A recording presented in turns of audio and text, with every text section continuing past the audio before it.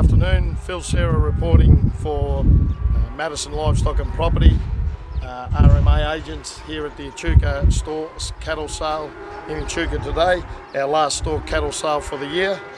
1,070 were yarded, with the best cows and calves running to about $2,060, with several pens in around that $1,800-$1,900 mark as well. Best steers, well, they made about $1,190.